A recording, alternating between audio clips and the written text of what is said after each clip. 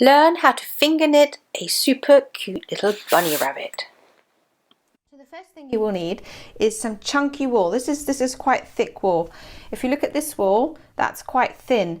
I think the chunky wool is better. If you only have wool like this, you can do two things. You can either use the wool double, that will thicken it up, or you adjust my measurements and make it a bit smaller, but you'll have to experiment on that. You will also need some little bits of wool for the features at the very end, or you can use in a ruler and some scissors obviously. But if you don't want to do the features the way I do them, you can use a little bit of felt and glue it on. So the first thing you need to do is finger knit. So you put your wool between your thumb and your pointy finger and wrap it around each finger. Now I've got lots of finger knitting tutorials here on Red Thread Art. Do check them out if you want a bit more information about finger knitting, but otherwise if you can follow what I'm doing now, just do that. Otherwise do check out the how to finger knit video, because that will help you. So then I'm going to lift this over and lift this over and this one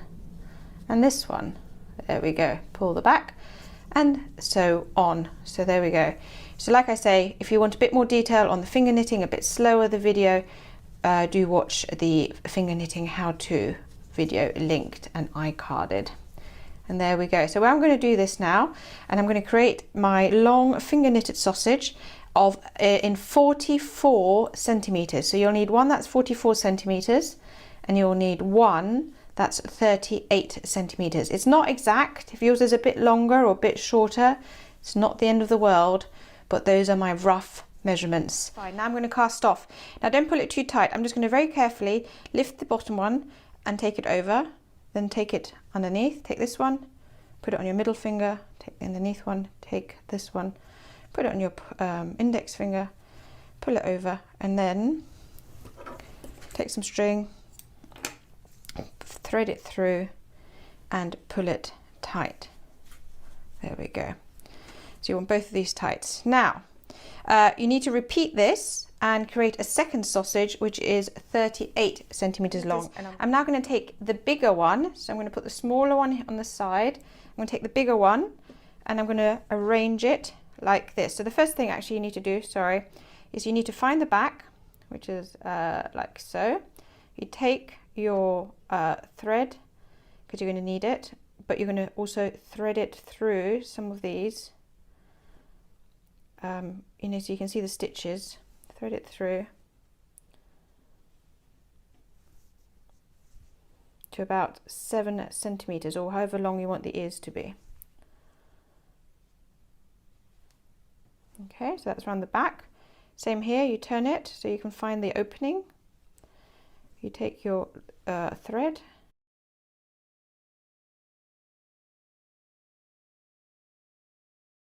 now I've got a little drawing here to show you what we're going to be doing next.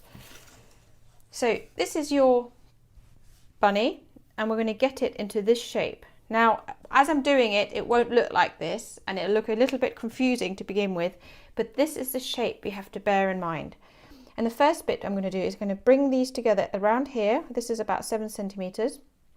I'm going to wrap this around. Don't pull it too tight, otherwise your ear, the thread will pull through. What I'm going to do is just tie a loose knot. In a minute I'm going to tighten it, but the first time I just want to tighten it, do it a little bit, not too tight, yeah, and then bring it round again.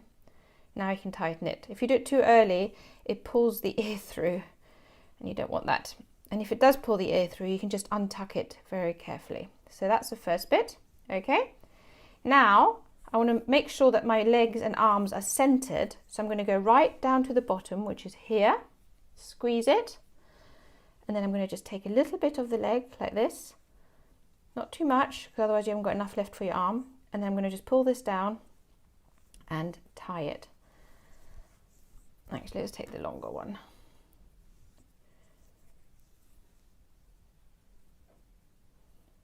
Tie a little knot.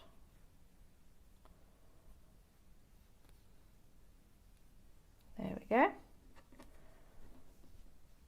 Don't worry about the excess thread, it just gets tucked in a minute.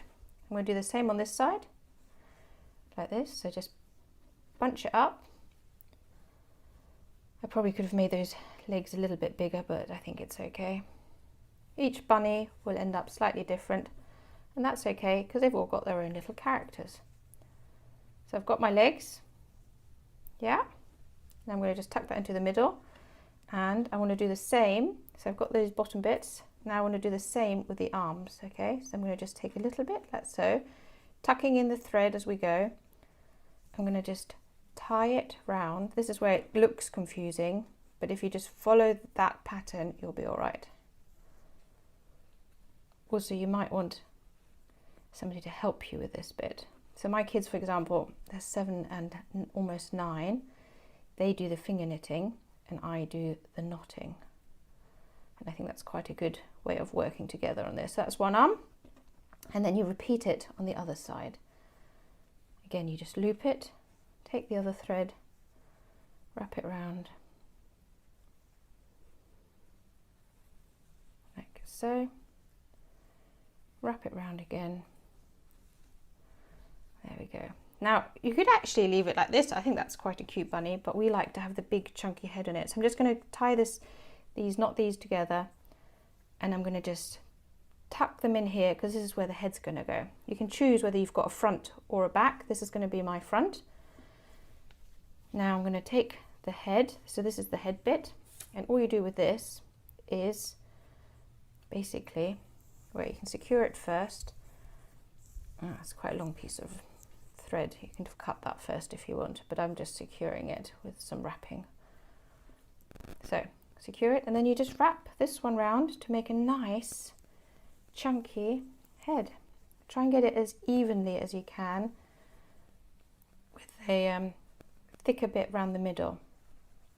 So this is kind of just winging it when you're doing this bit. There we go. There's no real pattern to this apart from you just need to make it nice and thick. There we go. You might have to do it a couple of times until you're happy. Okay, once you like the look of the shape of the head, you'd go to the back, and then you just tie this again in place by just tucking it in and knotting it. Again, you might want to get a little bit of help with this bit if you're finding it tricky. Let's just see. Just make sure I like the front before I knot it. I think that's quite good. And then I'm just going to tuck it in, give it a little knot.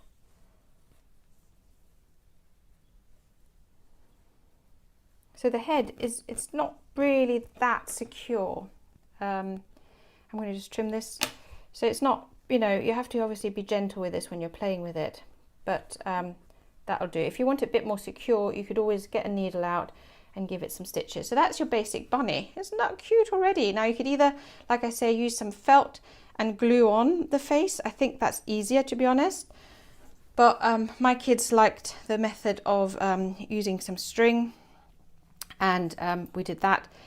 But to be honest, this bit I do think is fiddly. So if you don't want to use, you know, if you don't want the fiddly bit, just glue it on, I think, or leave it blank, or stick on some googly eyes. So all I'm doing for the nose is basically a little bit of thread. I'm finding somewhere where I think the nose should be, pushing it through and knotting it. Now I do think this is fiddly, so like I say, the rest of it I think is easy, but this is the fiddly bit. I'm just knotting it a couple of times, and then once I'm happy with it, I'm going to take my scissors and just push the little extra strings into the center of my bunny, in as you can get it. There we go, little pink nose, cute. You can't see it so well on this, the contrast on this wall isn't as strong, but you can see it, but you'll see it again on the eyes. So I'm now going to repeat the same and get 2 little eyes on either side.